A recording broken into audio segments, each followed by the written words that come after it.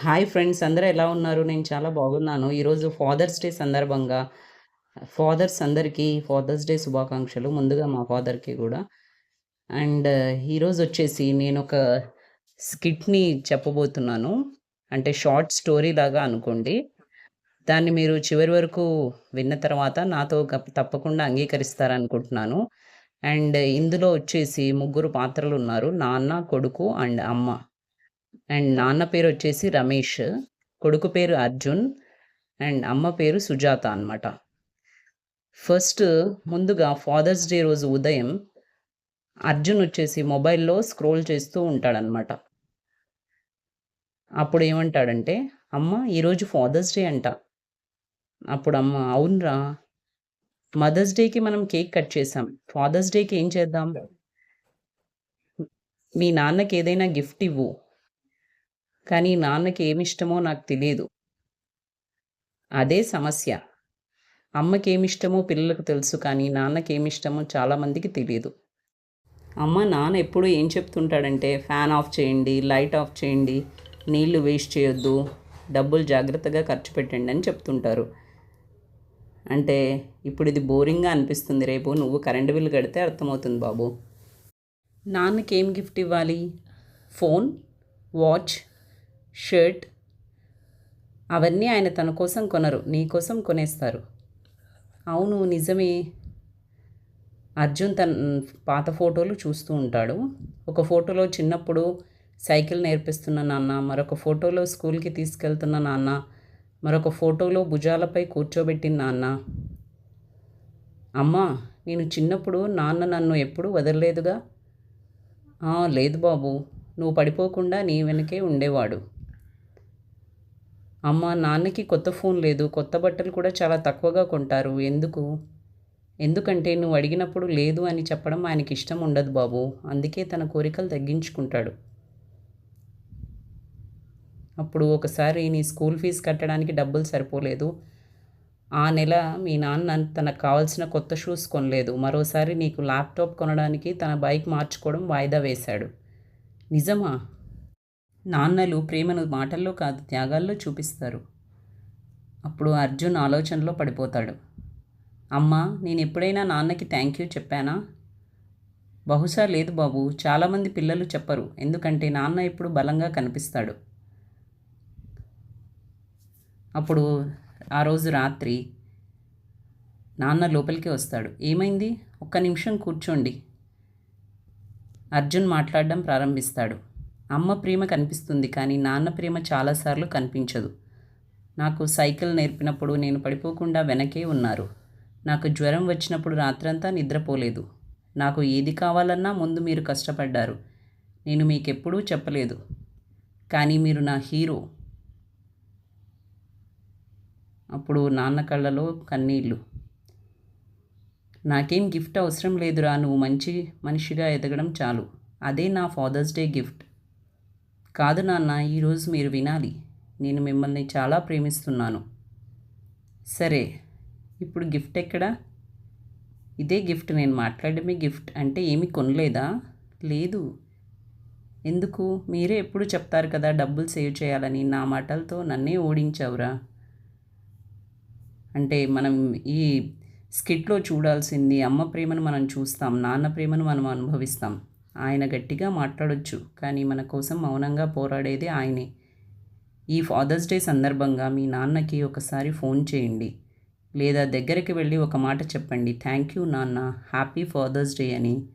And ఈరోజు మేము fathers day సందర్భంగా ఉదయం వచ్చేసి ఉగ్గాని చేసుకున్నాం, రాయలసీమ స్పెషల్. అండ్ అలాగే చేపల ఫ్రై, చేపల పులుసు కూడా చేసుకున్నాము.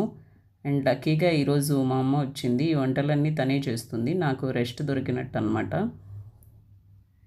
ఇవన్నీ ఫిలిప్స్ ఎయిర్ ఫ్రైయర్లో మనం ఫస్ట్ చేపల్ని కట్ చేసేసి మసాలా అంతా పెట్టేసి ఎలా ఫ్రై చేసుకోవాలనేది మీకు ఇంతకుముందు కూడా చూపించాను.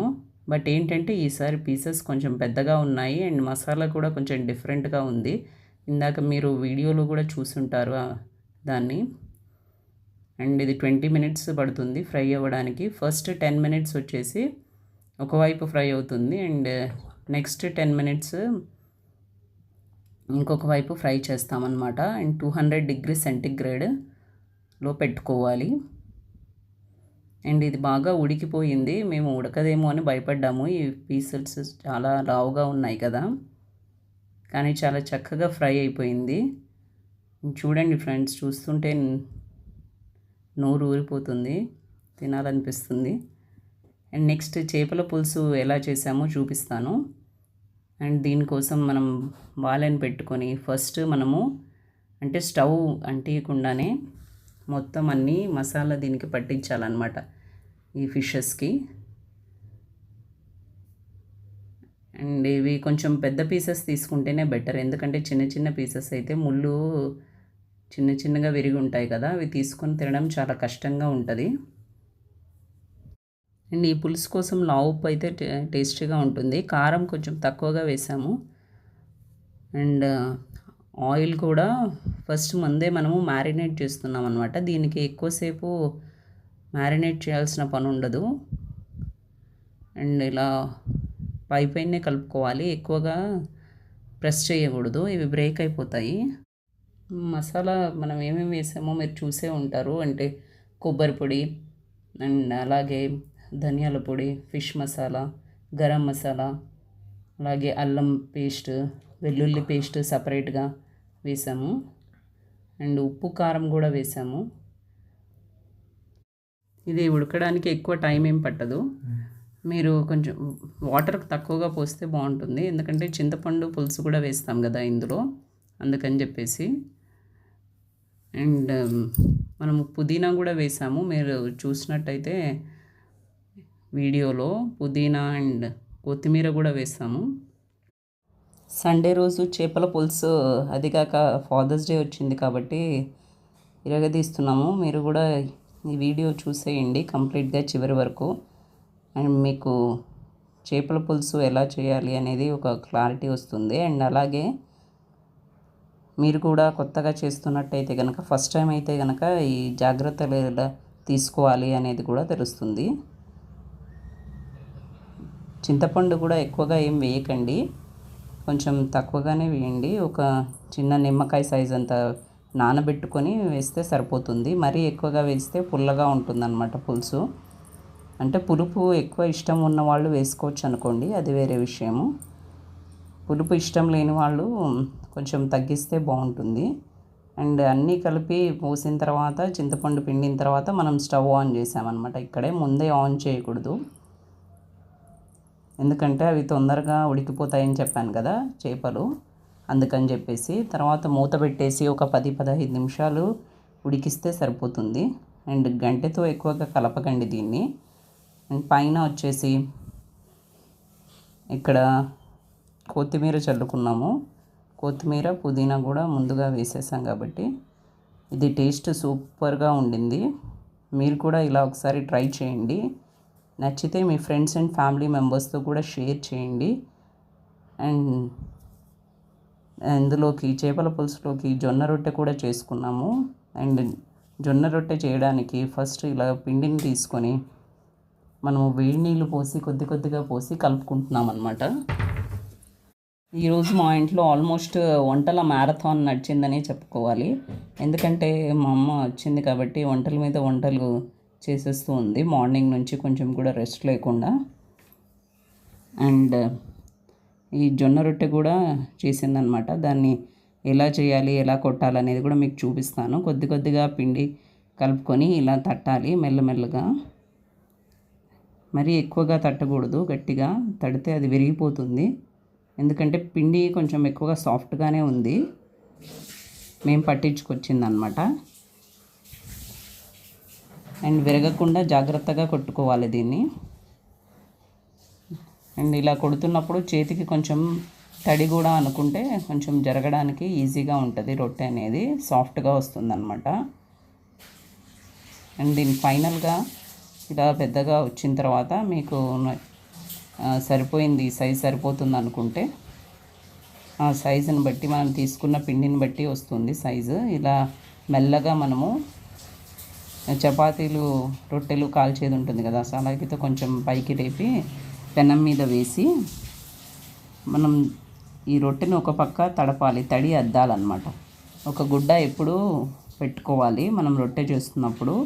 ఆ తడి గుడ్డతో తడపాలి జొన్న రొట్టెని. అండ్ ఇలా మీరు చేశారంటే రొట్టెలు బాగా సాఫ్ట్గా అండ్ పొంగుతూ వస్తాయి. ఈ వీడియో చివరి వరకు చూసినందుకు మీకు ధన్యవాదాలు. అండ్ ఫైనల్గా మేము ఫాదర్స్ డే స్పెషల్ అని చెప్పాము కదా, అండ్ మా హస్బెండ్ కూడా ఒక ఫాదరే కాబట్టి ఆయన ఇప్పుడు తిని చూసి టేస్ట్ ఎలా ఉందో చెప్తారు మీకు. ఆహాహా, పర్ఫెక్ట్ లంచ్ అంటే ఇలా ఉండాలి.